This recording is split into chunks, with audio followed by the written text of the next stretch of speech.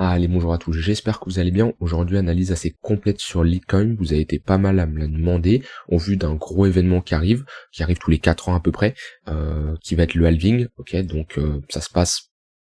La date qui est sortie, c'est à peu près le 31 juillet. On n'est pas à la minute près, mais c'est aux alentours de cette date-là. Donc voilà, on fera une vidéo assez détaillée d'un point de vue technique, mais aussi je vous parlerai du halving, qu'est-ce que j'en pense, les répercussions que ça peut avoir, et surtout, voilà, on rentrera dans les détails, qu'est-ce que c'est le halving pour ceux qui le connaissent pas. Donc voilà, on a cet événement qui se passe en général tous les 4 ans.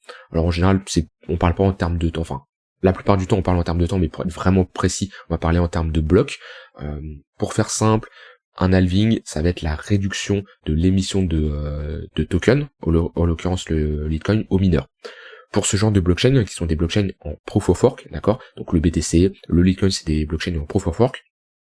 Lorsque vous allez faire une transaction à quelqu'un, donc vous allez envoyer un Litecoin à un utilisateur, ok, votre transaction, pour qu'elle soit envoyé et validé, faut qu'il y ait un bloc qui soit miné par des mineurs. Les mineurs, eux, ils vont participer à la sécurisation de la blockchain plus à la validation des blocs, d'accord. Et en l'échange de eux, ils vont résoudre un problème mathématique assez complexe. Donc, ils vont participer avec de l'électricité plus. Alors, avant, c'était des cartes graphiques. Maintenant, on a des machines beaucoup plus sophistiquées qui permettent d'être beaucoup plus rentable, surtout pour les mineurs, parce que ça coûte moins cher et c'est beaucoup plus performant, de tout simplement résoudre ces blocs-là. Donc c'est un coût pour les mineurs, d'accord. Donc voilà, en électricité et en matériel informatique, et en échange, en validant ces blocs, comme je l'ai dit, je rappelle, ça participe à la sécurisation de la blockchain, plus ça permet de valider des blocs qui valident automatiquement les transactions, et ben ils vont avoir des récompenses. Ils vont avoir des récompenses des frais, hein, lorsque vous avez une transaction, vous avez des frais à payer, et ils vont participer aussi, enfin ils vont recevoir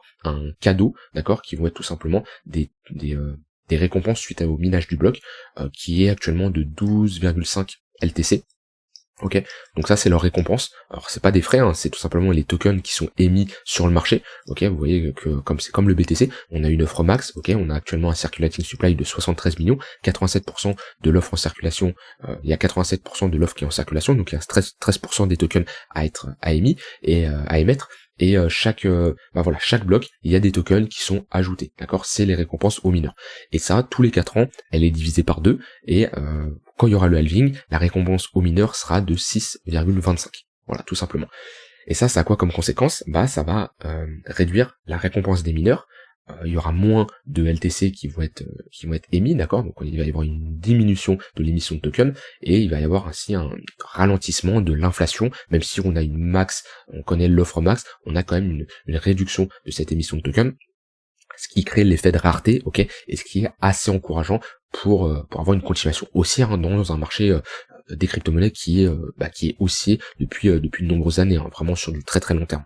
Donc voilà, globalement, le halving, ce que vous devez comprendre, c'est, pour faire simple, la réduction de l'émission de tokens pour les mineurs suite à la validation d'un bloc. Et c'est ce qui crée, hein, cet effet de rareté, parce que automatiquement ils ont beaucoup moins de récompenses, donc il y a moins de tokens qui sont émis. Donc ça arrive le 31 juillet, ok. Attention à pas s'exciter, d'accord. C'est un événement qui a de l'impact sur du long terme. C'est pas parce que on a le halving que 24 heures après c'est un x3, d'accord. C'est pas si on compare au BTC, ok. Quand on a eu notre halving qui était vers mars-avril 2020, qui était dans cette zone-là, on n'a pas pump d'un coup, ok. Oui, là, on a déclenché un cycle haussier. À chaque fois qu'on a eu un halving, on a déclenché un cycle haussier. Mais voilà, sur du court terme, même sur du moyen terme, ça a très peu impacté le prix. Donc attention à pas vous dire, ok, il y a le halving, je vais FOMO, je vais chercher à long. On peut être dans un sell the news, où au moment où le halving s'est déroulé, et on peut avoir une potentielle chute.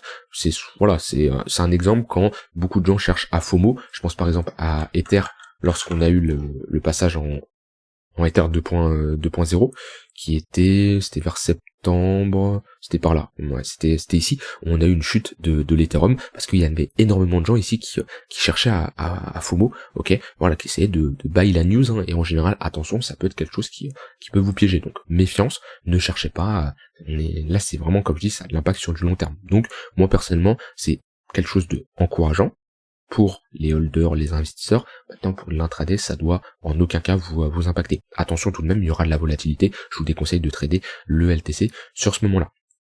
Maintenant, d'un point de vue technique sur du long terme, on est dans un range, ok, précédé par une tendance haussière. Pour moi, la charte est assez bullish sur LTC, ok. On a posé un sacré bottom ici. Là, on a vraiment fait une très belle structure de bottom, ok. Voilà, on est sur une structure de bottom weekly voire monthly, et généralement c'est le genre de bottom quand il est clôturé, d'accord. Là, on a un W monthly avec la cassure, on a un pullback magnifique ici.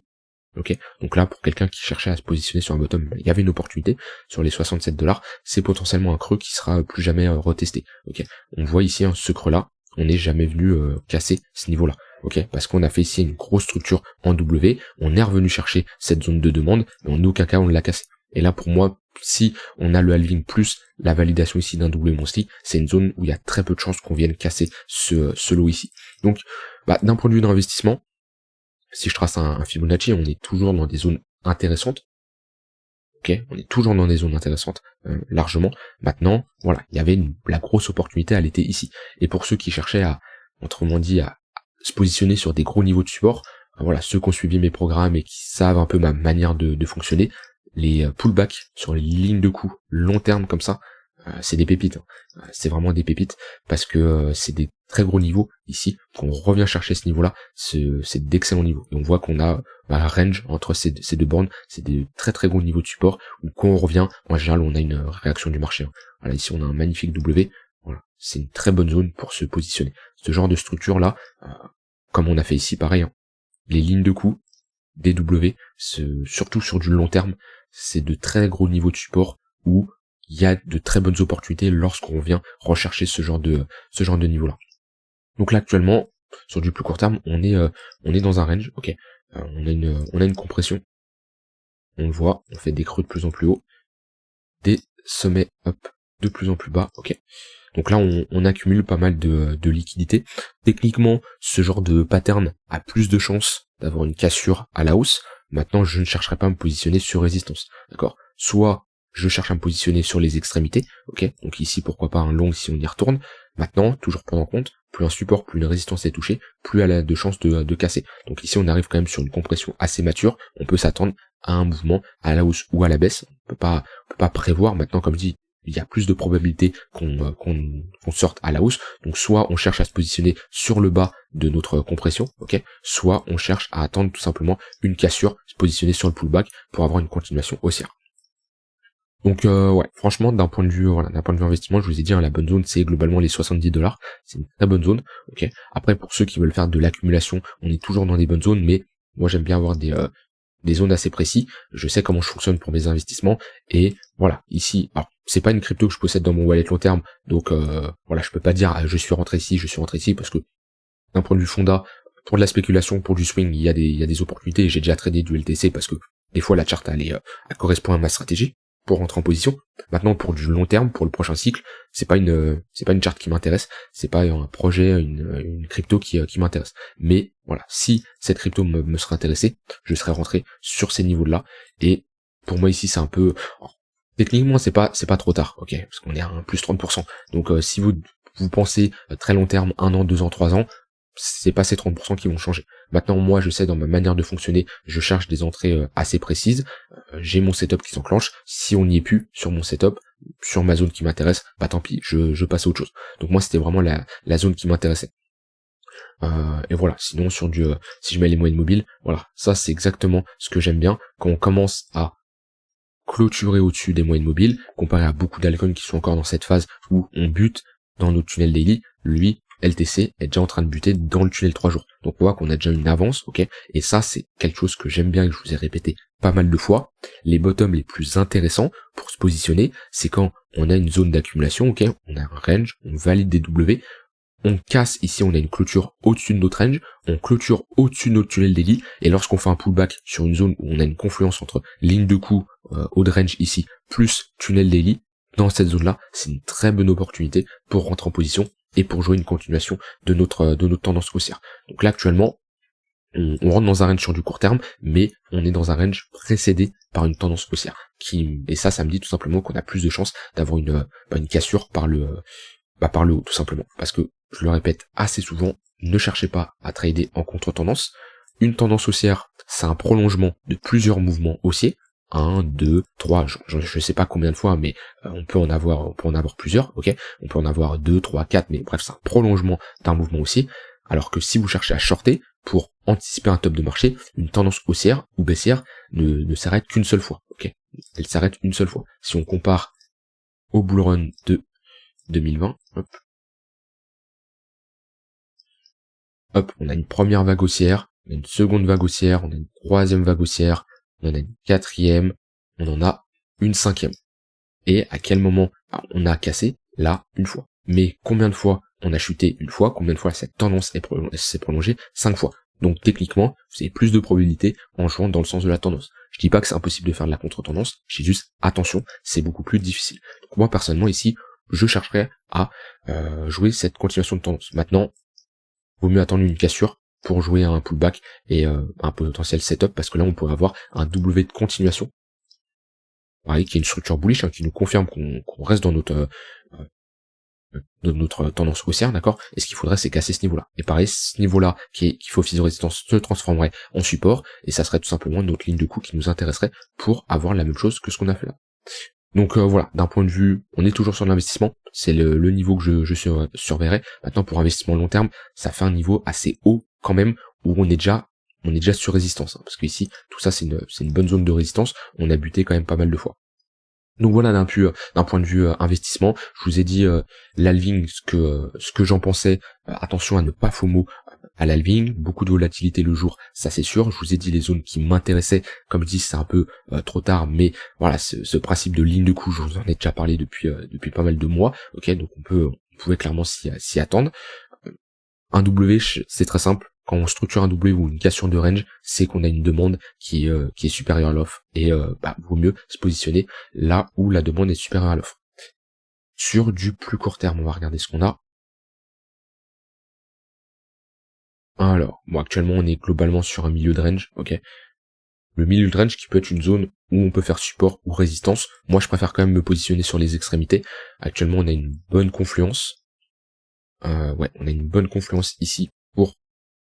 En 4 heures, on a une tendance haussière, ok, on le voit bien. C'est pour ça, faire l'analyse multi-time frame, c'est assez intéressant pour d'avoir tout simplement plus de probabilité de notre côté. Ici, qu'est-ce que je constate? Ok, certes, dans une autre tendance première haussière, on est dans un range 3 jours weekly, ok, mais sur du moyen terme, on est en tendance haussière en 4 heures, les creux sont de plus en plus hauts, et là on fait un pullback sur une bonne zone d'intervention.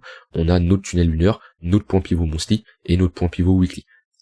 À partir de quel moment j'invaliderai mon scénario de cette tendance haussière 4 heures? Si on commence à s'affranchir des $84, on casserait de gros niveaux. Donc voilà, quelqu'un ici qui cherchera à se positionner, sans regarder là où je vais mettre mon take profit, la première chose à faire c'est, ok, à partir de quel moment j'invaliderai mon scénario? Ici, comme je dis, j'ai une bonne zone de confluence, c'est un très gros niveau de support, et selon moi, si on commence à casser ce niveau-là, on repasserait dans une tendance baissière. Même si on commence déjà à s'affranchir de ce niveau-là, on repasserait dans une tendance baissière avec des sommets et des creux de plus en plus bas. Donc pour jouer de la continuation de tendance, on est ici dans une bonne zone, avec une zone d'invalidation plus basse, au cas où on casse. Parce qu'on ne peut jamais avoir 100% de réussite dans notre côté. Le marché a toujours raison, on ne peut pas le prévoir. Par contre, vaut mieux jouer dans le sens de la tendance. On a une première tendance haussière, une seconde tendance haussière, d'accord. Enfin, un mouvement haussier, un second mouvement haussier ici. Pourquoi pas avoir un troisième? Je ne sais pas. En tout cas, je parierais plus à la hausse qu'à la baisse quand je regarde une charte comme ça. Donc voilà, ça peut être un exemple, ou avec comme TP, ça peut être le point pivot monté ici, la liquidité ici, voilà, chacun sa stratégie, chacun sa manière de faire, mais actuellement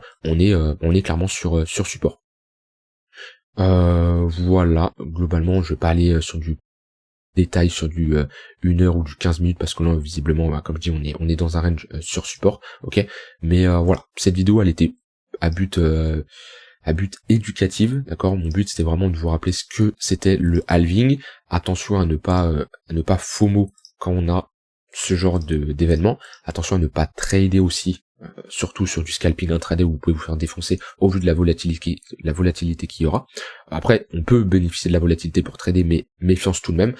On peut s'attendre à pas mal de moves assez parasites qui peut venir chasser vos stop loss tout simplement.